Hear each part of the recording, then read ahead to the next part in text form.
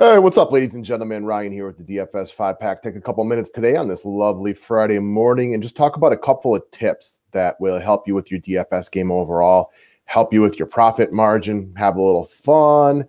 Let's dive into this bad boy. All right, guys. So before we even get into it, obviously, we bring this up on every video. Those of you guys nice enough to give the thumbs up, helps spread us around YouTube, helps us get more viewers, helps us pay the bills, keep ourselves in DraftKings sweatshirts and Adidas pants and things like that. It is sincerely appreciated from our half. So anybody gives a thumbs up, thank you very much. Also, if you're new to the channel, press that red button that says subscribe if you want more videos talking DFS and a wide variety of other sport topics, but mostly DFS. All right, number one. Most of y'all have probably heard me say this. It depends on how long you've been watching, but I say it all the time. Probably sounds like I'm beating a dead horse at this point, and that is the K.I.S.S method. Keep it simple, stupid. So for more advanced players, some of you guys out there who have won multiple GPPs that really know their stuff, this isn't as much for you. Clearly, you already know what you're doing. This is more referring to a lot of your newer and your more novice players that try to get way too cute with trying to calculate ownership percentages and things like that, and maybe playing somebody they don't like just because he thinks they're going to be lower owned. The K.I.S.S method is something that goes for a lot of things in life, but I think it really rings true in DFS, and that is just keep it simple, stupid.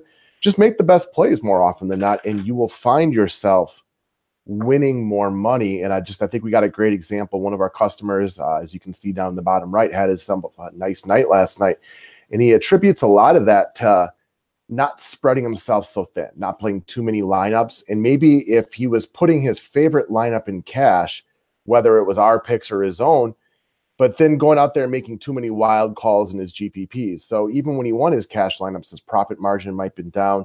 So if he's scoring good lineups in cash most nights than not, make one pivot over to like a GPP call, for example. Just really keeping it more simplistic. Oftentimes, the easiest answer is the easiest answer for a reason, because it's going to be right more times than it's wrong. So keep it simple, stupid. For the advanced players, this isn't about you nearly as much as a lot of the newer, more novice players. Make the best plays that you can, make the best lineup that you can, and just, really keep it a lot easier. All right, guys, road to home splits. I do think one of the more underutilized and underlooked at stats. It's really simple, and it's your road to home splits. And this can be workout in really any sport. And if you think about like the Pittsburgh Steelers, for example, in football, I mean, Big Ben goes nuts at home all the time, but the vast majority of his road appearances aren't nearly as good as home appearances. So I just kind of make it a cardinal rule. Unless I think it's an absolute crush spot, I'm really only going to play Big Ben when it comes to home games. Okay. Another one, Carol Anthony Towns, Cat. This has been going on for years now. If you look at Cat's numbers and watch them over and over and over again, he's got a major road to home split, and it's been like this every single year of his career. So I make it another rule. I really only roster Carl Anthony Towns at home unless he's in Sacramento, where he always balls, because the Sacramento Kings can't defend the big men. I'll play him in Brooklyn for something like that if the price is right. But get to know your road to home splits. Not all players have them. There are plenty of players who are just even. Road to home doesn't matter. But especially like in a coin flip situation, and I hearken back to Big Ben versus Matt Ryan this year in Pittsburgh. And both guys were in good spots. I understood why anybody would have played Matt Ryan, but we rode Big Ben that day. From a real simplistic matter, it was the home thing. We wanted to go with the home team right there, and it worked out to our advantage that week. If it's a coin flip situation, I will typically ride with the home team. All right, guys, the pullout method. Obviously, scientifically, we know the pullout method isn't 100% for successful, but this will up your chance for overall success. And the basic point to this one is we all keep different amounts of money in our DraftKings account. You know what I mean? And I know like my business partner, Matt, who's not here, his DraftKings account will typically have more in it than mine will. Mine will vary depending on what sport we're in, from $40 to, $2,000. It really varies a lot. But for example, if I have $500 in my account and I play an NBA slate and I win $80 that night, I might just pull out 50, put it back in my PayPal account. Because once it's in my PayPal account, it feels like real money. When it's in your DraftKings account, it doesn't feel like real money. So I don't know if everybody knows this or not, but there are two major reasons that casinos give out chips as opposed to just using cash at the craps table, blackjack table, whatever. One, obviously, it's just more simplistic, right? It's just a lot easier to use chips. But the other one that's a real underlying factor for their profit margin, once your money turns into chips, it doesn't feel like real money.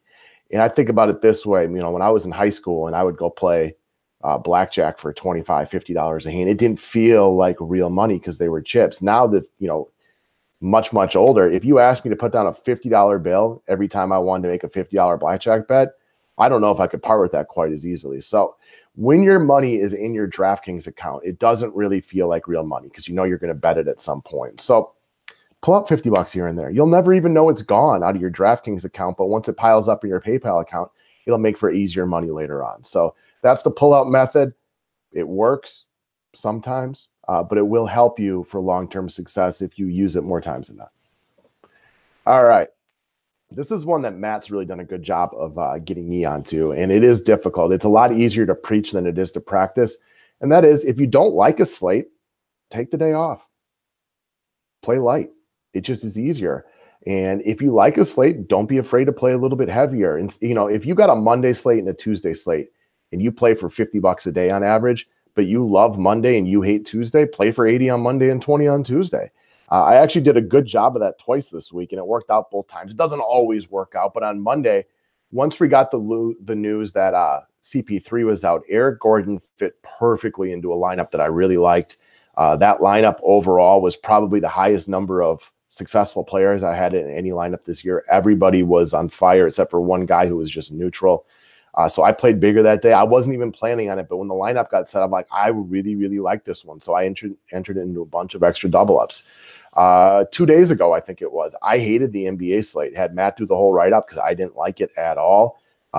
Played really, really light that night. And it's a good thing, too, because stat correction pushed me from just in the money to just out of the money. So I would have been a little bit more upset if I'd been playing for 100 as opposed to 15. So if you don't like a slate, you don't have to play it for as much. And if you do like a slate and you can swing the cash, play for a little bit extra if you really feel comfortable with your lineup. So I was never that great about it, but I've been trying to be better about practicing what we preach over here. And it has been helpful for me. So also, if you got the day, if you're busy that day, and for me, like my son's wrestling season just started, and I know that twice a week, I might have to leave the house to bring him to wrestling practice 30 minutes before an NBA lineup locks.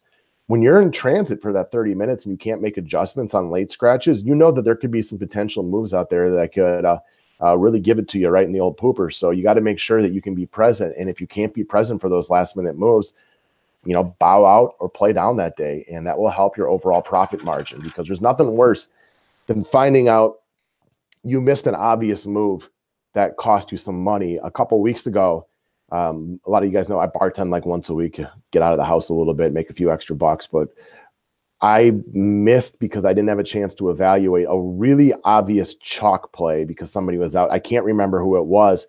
And at the end of the night, when I looked at my lineup, assuming I'd be in the money, I'd missed by a couple of points because I hadn't been able to take advantage of that chalk play, which gave like 90% of the field or 75% of the field.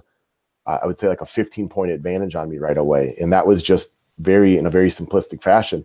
I wasn't around for it. I missed it. I lost. So I lost less money because I didn't play big that day. It hurts a lot less to lose $5 compared to $50, or for some of you to lose 50 and compared to 500, depends on how much you play for. It's tough for a lot of people, I know, because they don't get the same excitement out of playing for less money. But wouldn't you be excited to have more money at the end of the day? I don't know. That's just how I see it.